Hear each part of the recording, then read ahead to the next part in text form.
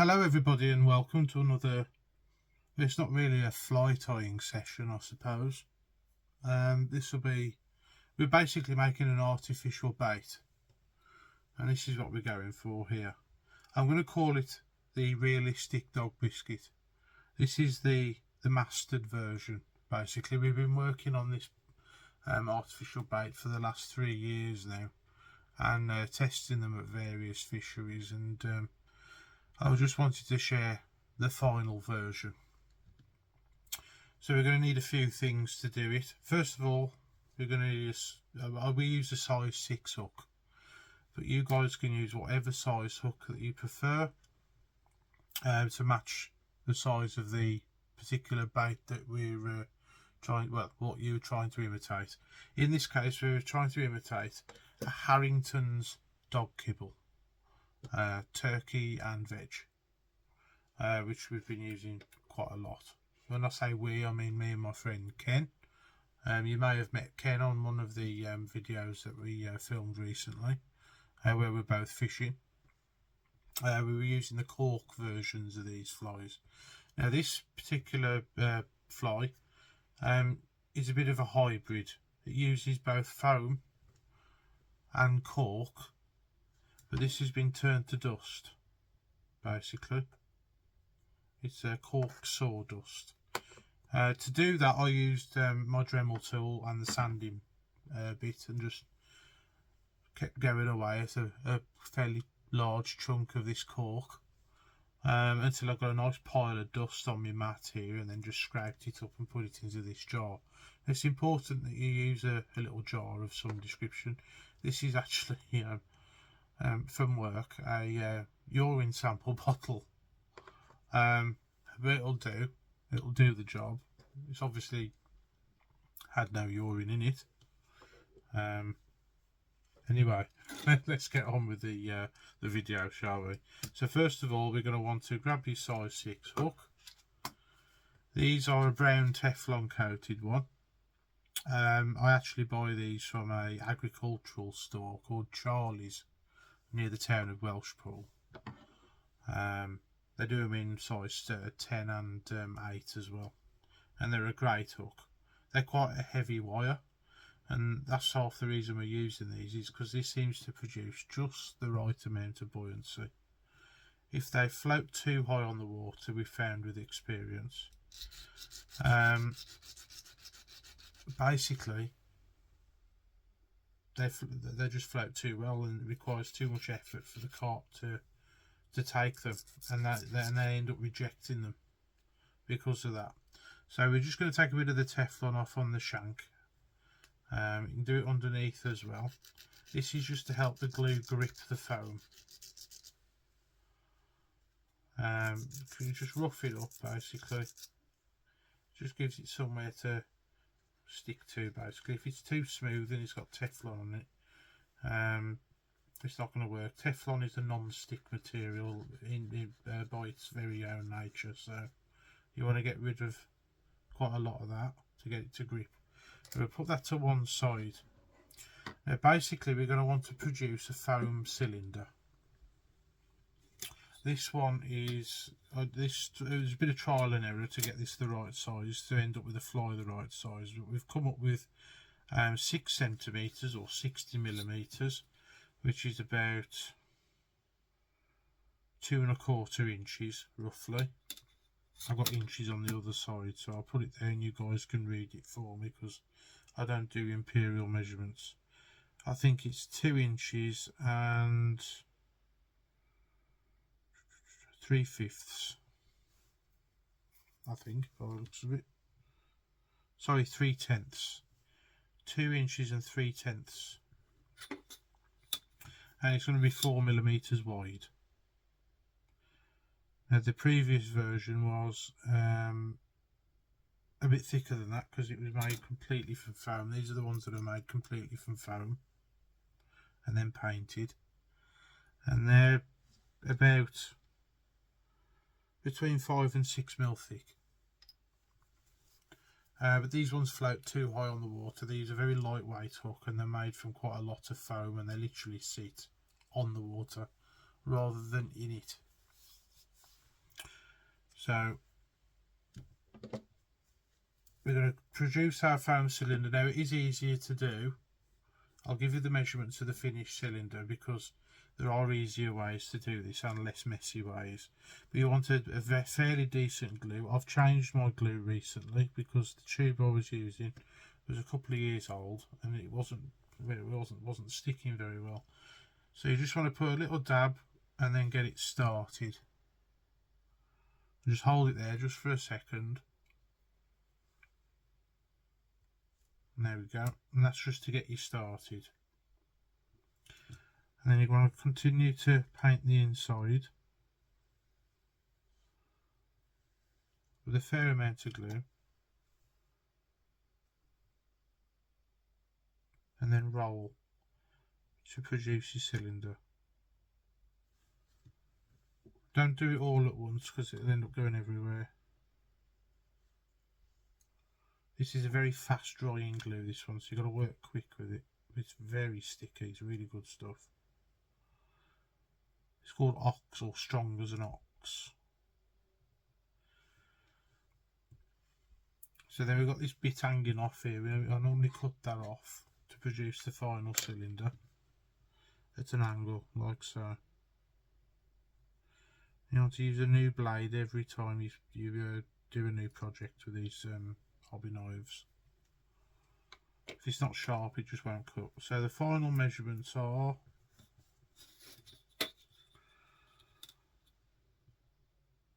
11mm. Yep, 11mm across, and obviously 4mm thick. Now when we made the cork dog biscuits, the finished item was about 12 or 13mm wide. It's slightly bigger than the actual thing, only slightly. The main reason they're only slightly bigger is because after a few minutes or so, the dog biscuits that we throw in as loose feed actually swell up to about nearly 20mm with them left there long enough. So you want one that looks like it's swelled up a little bit, I suppose. Plus the fact it's very difficult to get them the exact size. I think they're about 9 or 10mm across, and unfortunately you can't get enough of the foam or cork on there for it to float at that size. And you don't want to make them like a pellet shape because they sit on the water all funny. Then they've got to be a disc, as it were. So then we're going to carry on shaping. I'm going to take this sharp edge off the front here, just a quick nip with the scissors. That'll probably do it. And then you want to go all the way around. Now you've seen me do this before in the foam Dog Kibble video. I was just going to reference that and say, well, this is how we got to this point, but I thought we'd just do it from scratch. Because not all of you will be able to find that video by the time you see this one. Especially if you're new to the channel. That's just to take the edge off. It's about 45 degree cut. Just to take the sharp edge off the cylinder. So you end up with like a, I suppose it'd be an inside profile, it'd be a cigar shape.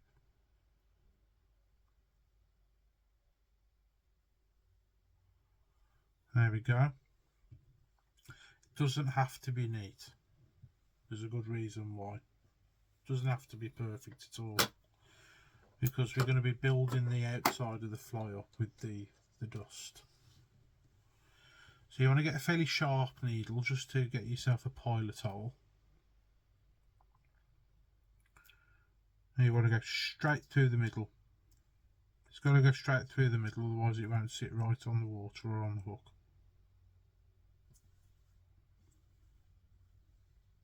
I'll come to the right slightly with that one.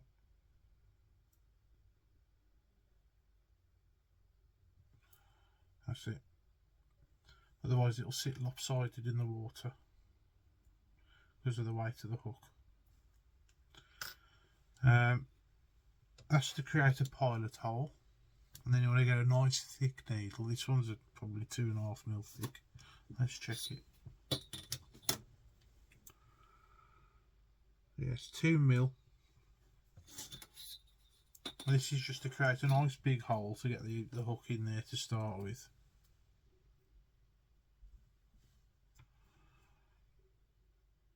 And instead of stabbing yourself, you just push it on the bench, and that creates a nice big opening for the shank of the hook to go through.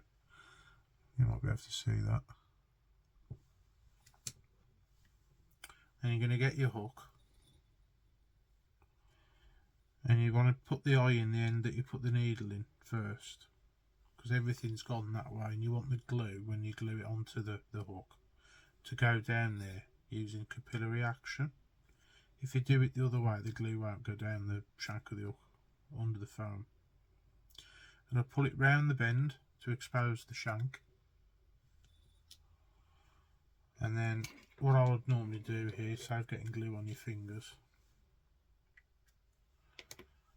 Get yourself a decent pair of forceps. You can use a fishing forceps if you want to. You've probably got a pair of those knocking around, I would have thought.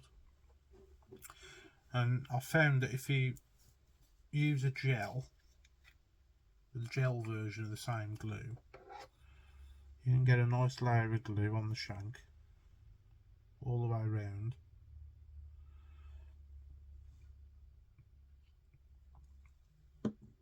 And you want to pull it just so it just drops about a mil short of the eye, but it's got to be sat on the hook 90 degrees to the hook bend, like that.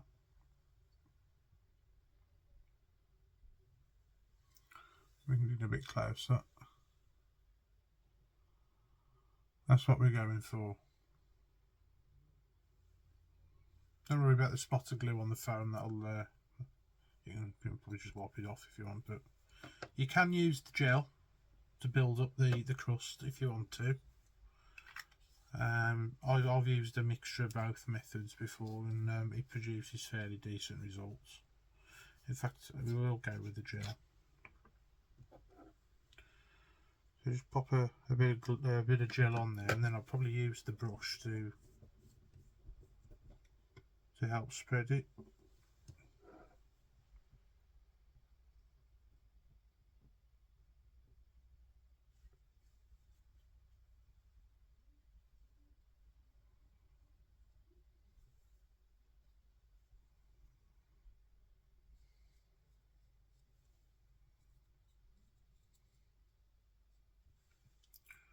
And get a dab of the glue on the brush and put it down so it goes down the hole.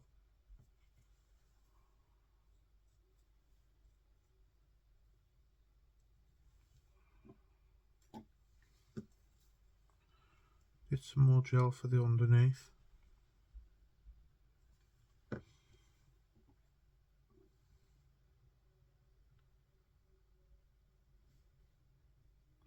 And you want to make sure you cover the lot without missing any spots.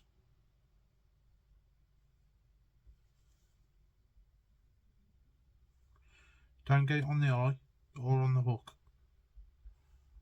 apart from where the bend is, apart from where the bend meets the foam. And then you literally just want to drop it in the jar, put the lid on it, and give it a shake.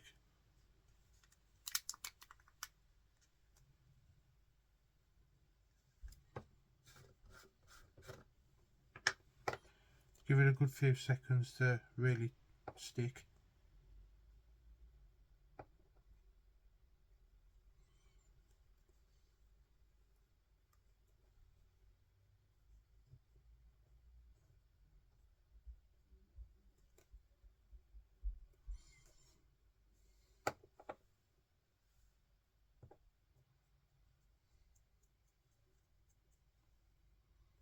And it comes out looking like that. There's obviously a few spots that we've missed. That's okay. We gradually build up the shape anyway. That's just the initial coat. I won't worry too much about the top anyway, because we're going to be painting there. If there's any bits that are sort of sticking out that you don't like, make sure the glue's dry first. It looks like it is in this case. There's a big lump there. Just carve it with your modelling knife. Make sure your fingers are out of the way.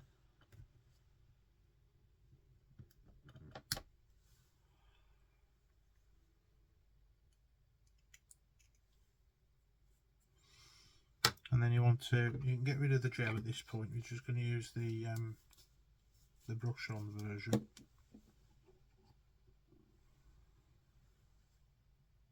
And any spots that you think need building up or that you've missed, just paint a bit of glue on.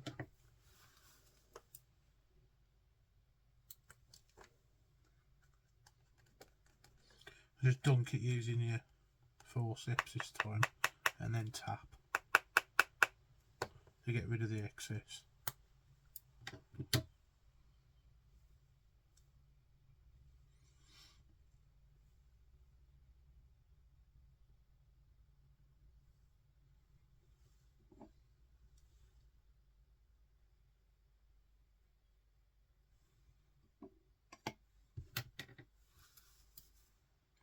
You got to be quick, otherwise it just won't stick. There we go, we get in there now. That looks pretty good actually. We'll leave it like that. And then the final measurement should be about 12mm. Yeah, 12-13mm. 13mm. And that's pretty much it finished. Now what I like to do, it's up to you guys, but you can add a spot on the top. Now the reason for that spot, we use it to, obviously so you can distinguish the fly from the loose feed, because it's that realistic it's very hard to tell. And also when that spot disappears, you know the fish has got it in its mouth. So you can do it in whatever colour you like. We found that white and orange works quite well, or fluorescent orange. I use this paint for quite a lot of things. It's Revell Silky Matte 232, if I recall. And it's a modelling paint that you use to paint your model Messerschmitts and Spitfires and so on. It's a German model company similar to Airfix.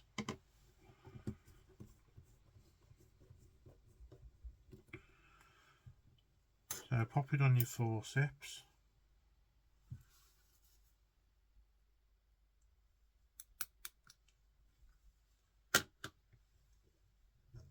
And you want a fairly big spot, because you want to be able to see it at range.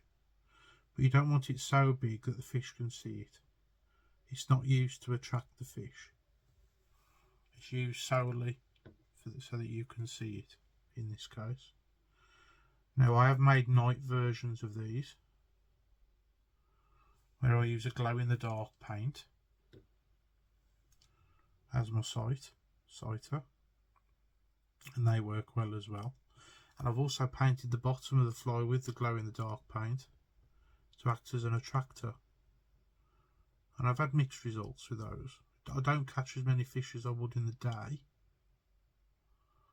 but you can actually fly fish for carp at night, and I will hopefully document that one of these days. I don't think it's been done on either YouTube or the telly before. I'll see if I can include a photo in this video of a fish caught on the fly at night. Obviously you can see trout fish at night. That's been done for centuries. But carp with loose feed in the water, not so much. And that's pretty much it, folks. We'll cut to a picture of the fly on the vise, so you can get a good look at it, and then I'll finish the video there. Well, there we are then, folks. That is the realistic dog kibble, and this is what we're trying to imitate. As you can see, it's not far off. in both colour and size. So we'll switch it around that way. These do get a little bit darker when they're wet. The actual fly itself does get darker to match the colour. It's slightly bigger. That's fine. I've explained why. These do swell up a little bit in the water. The thickness is completely different though. That's mainly because of the physics of the fly.